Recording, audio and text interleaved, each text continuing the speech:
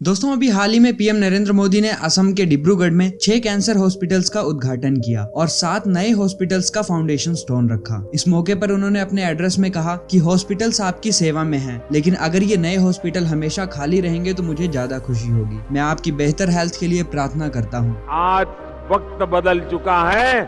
एक दिन में एक राज्य में 7 अस्पताल खुल रहे हैं और मुझे बताया गया कि 3 और कैंसर अस्पताल आने वाले कुछ महीनों में तैयार हो जाएंगे आपकी सेवा में। इनके अलावा आज राज्य के 7 नए आधुनिक अस्पतालों का निर्माण कार्य भी प्रारंभ हो रहा है। इन अस्पतालों से असम के अनेक जिलों में अब कैंसर के इलाज की सुविधा और बढ़ेगी। अस्पताल आवश्यक तो है और सरकार बना भी रही है, लेकिन मैं जरा कुछ उल्टी ही शुभकामना देना चाहता हूँ। अस्पताल आपके चरणों में है, लेकिन मैं नहीं चाहता हूँ कि असम के लोगों के जिंदगी में अस्पताल जाने का मुसीबत आ जाए। मैं आप सबके स्वास्थ्य की कामना करता हूँ। आपके परिवार के किसी को भी अस्पताल जाना न पड़े और मुझे खुशी होगी कि हमारे सारे नए बनाए अस्पताल खाली ही रहे।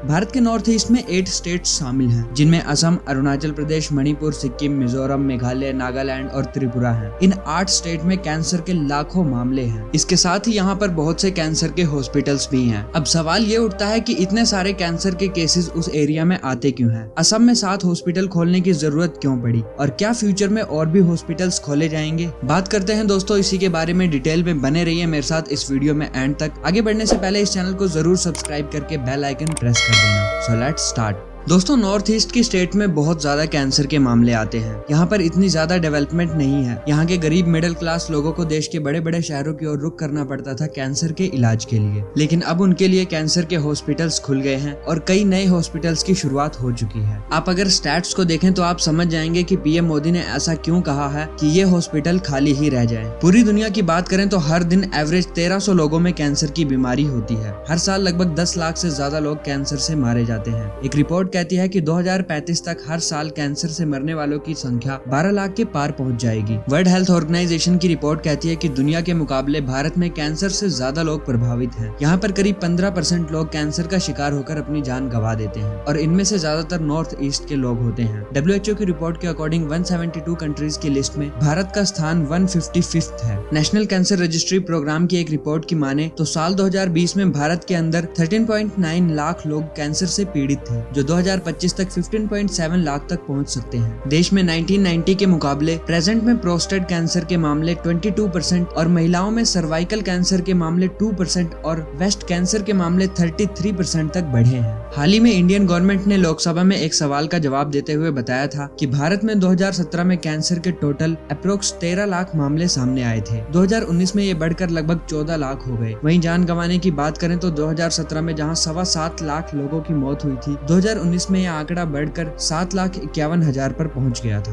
2015 से देश में हर साल 15 लाख से ज्यादा कैंसर के मामले सामने आ रहे हैं। कैंसर जानलेवा तो है ही, इसका इलाज इतना महंगा है कि देश में लोग जमीन बेचकर इसका इलाज कराते हैं, जिसके बाद भी इसकी गारंटी नहीं होती कि मरीज बच ही जाएगा। पिछले साल नवंबर में ICMR की एक रिपोर्ट सामने आई थी, जिसके अकॉर्डिंग नॉर्थ ईस्ट के स्टेट्स में कैंसर का बोझ बहुत ज्यादा है। रिपोर्ट में कहा गया कि वहाँ पर आने वाले टाइम में कैंसर के मामले और बढ़ेंगे। 2020 में यह अंदाजा लगाया गया था कि वहाँ पर आने वाले कैंसर के मामले 1.39 मिलियन हो सकते हैं। अब 2025 के लिए ये कहा जा रहा है कि करीब नॉर्थ ईस्ट में 16 लाख तक केस बढ़ सकते हैं। ICMR के अकॉर्डिंग नॉर्थ ईस्ट में कैंसर के टोटल मामलों में से 27% मामले तंबाकू खाने से होने वाले कैंसर के हैं। इससे मुंह के कैंसर, फेफड़ों के कैंसर और फीमेल्स में भी कई तरह के कैंसर पाए जाते हैं। इसी वजह से भारत के नॉर्थ ईस्ट को कैंसर कैपिटल भी कहा जाने लगा है। यहाँ पर कैंसर के लाखों मामले होने के पीछे यहाँ का लाइफस्टाइल, खान पान, तंबाकू खाना और जागरूकता की कमी के कारण है। यहाँ के लोगों को बीमारी के बारे में काफी देर से पता लगता है। इन स्टेट्स में ज्यादा तंबाकू और सिगरेट को कंज्यूम करना इनके लाइफस्टाइल का हिस्सा है। ONCO की एक रिपोर्ट के अकॉर्डिंग मेल्स में कैंसर के 57% और फीमेल्स में 28% मामले सीधे तंबाकू खाने से हुए हैं। कैंसर हॉस्पिटल्स को लॉन्च करने के बाद पीएम मोदी ने कहा कि नॉर्थ ईस्ट इंडिया में कैंसर के लाखों मामले हैं। ज्यादातर मरीज गरीब और मिडिल क्लास हैं। उनकी इस परेशानी को दूर करने के लिए बीते 5 से 6 सालों में जो कदम यहाँ उठाए गए हैं, उसके लिए मैं टाटा ट्रस्ट का धन्यवाद देता हूँ। इसी मौके मौके पर टाटा ट्रस्ट के चीफ रतन टाटा भी वहाँ पर उपस्थित थे। उन्होंने वहाँ पर स्पीच दी और स्पीच हिंदी में ना दे पाने के कारण उन्होंने इसके लिए माफी भी मांगी। अपने भाषण के दौरान वो काफी इमोशनल हो गए थे और कहा कि ये मेरी जिंदगी का आखिरी साल है, मैं इसे हेल्थ के लिए समर्पित करता हूँ। रतन टाटा की तबीयत सही नहीं लग रही थी, वो ठीक से खड़े भी नहीं हो पा रहे थे। उनकी आवाज में थरथराहट थी, लेकिन उन्होंने जो कहा उसने लोगों का दिल जीत लिया और लोगों की आंखें नम कर दी।